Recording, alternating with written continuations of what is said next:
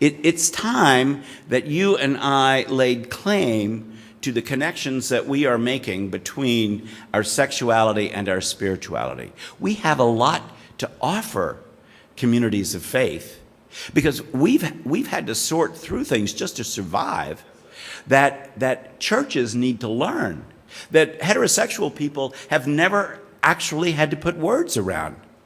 And we had to do it just to survive. We've learned a lot along the way. And we've learned some things that they desperately need to hear. So I would encourage you to look around in the communities of faith that are around you and identify those who get our issues and partner with them. I'm saying the same thing to religious groups. Look around. When I graduated from seminary, Bishop Bain, who was one of the great Anglican bishops, was the dean.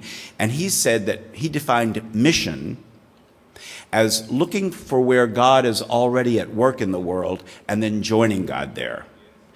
The task force and other groups that you and I know about are doing God's work. And so I'm saying to church groups, you don't have to reinvent the wheel. Just ally yourselves with those organizations who are working for the inclusion of all of God's children. And so I say to you, meet them halfway. Give us in the church another chance to undo the harm that was done you and me.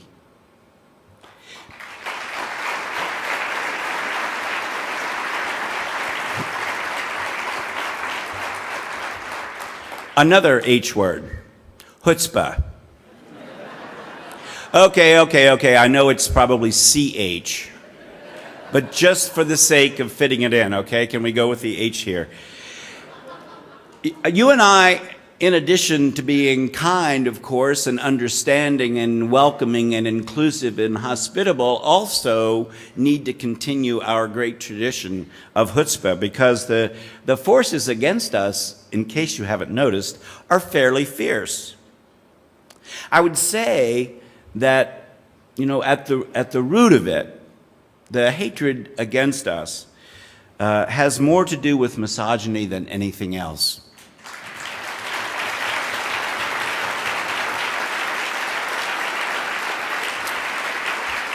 It is the disdain for women and for things feminine that lie at the root of the hatred and projection that come our way.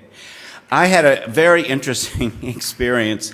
The people that I work with around media training always tell me, you're never again in a small room. There are always people there to report and everything. And I was speaking at the law school in Fort Lauderdale, and someone asked me about the civil union that my partner and I are planning for early summer. And forgetting that C-SPAN was there rolling, I said, I've just always wanted to be a June bride. Well, that made it around the world in about 4 seconds. And around and around and around the world. But my guess is the reason it did was the audacity and the disgust, the chutzpah. No, but the disgust with which a man would give up his male privilege and associate himself with anything feminine like bride. We have to pay attention to those things. So ultimately, to look at the big picture, I think what we are about in all of the change that you've been talking about in all your workshops and so on, we are about the end of patriarchy.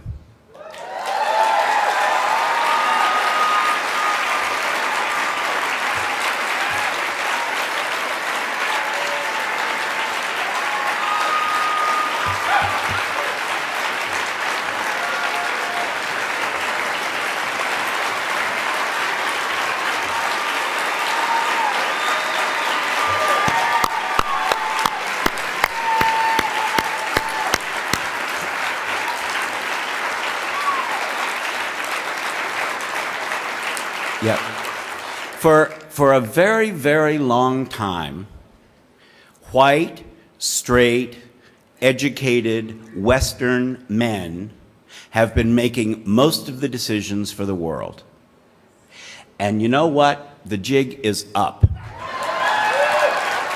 So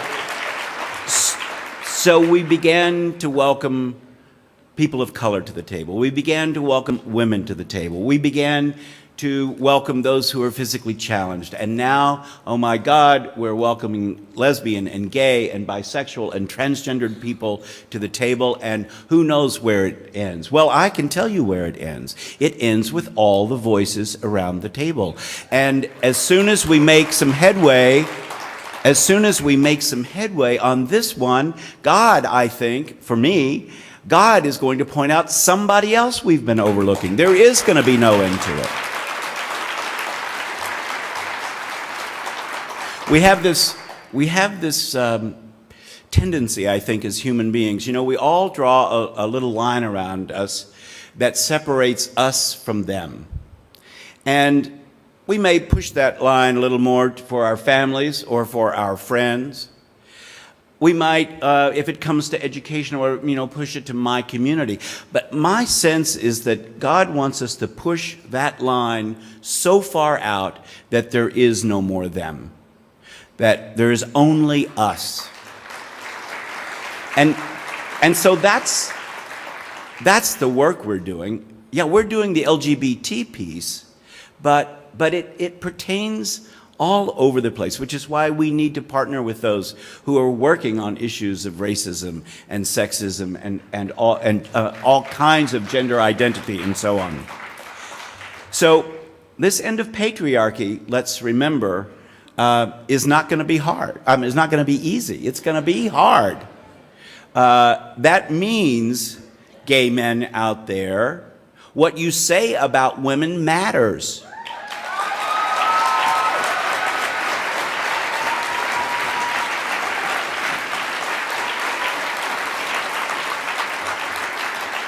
And what those of us who are white say about race matter.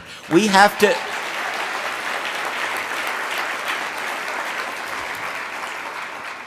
And so I would suggest to you that a couple of H words need to be substituted here. I rarely use the word homophobia. In my own experience, it's a conversation stopper. Conservatives are so used to having it hurled at them that they just kind of walk away. And I also think it lets them off the hook, because I think what we're talking about here is more than homophobia. I think we're talking about heterosexism. And an ism, you know what an ism is. It's when you combine prejudice, anybody can be prejudiced, plus power. So when you have the power to set up laws and policies and procedures that systemically lock into place that prejudice and the kind of demands that it makes on people, then you've got an ism. So, the thing that I've learned so much in anti-racism training is that, I don't have to hate any person of color. I don't ever have to use the N-word. I can feel totally kindly towards people of color. The fact is, the world is set up to benefit me as a white man. And all I have to do is put my feet on the floor in the morning, and I reap the benefits of that. So unless I am actively working to dismantle the system that rewards white people, then I am still racist.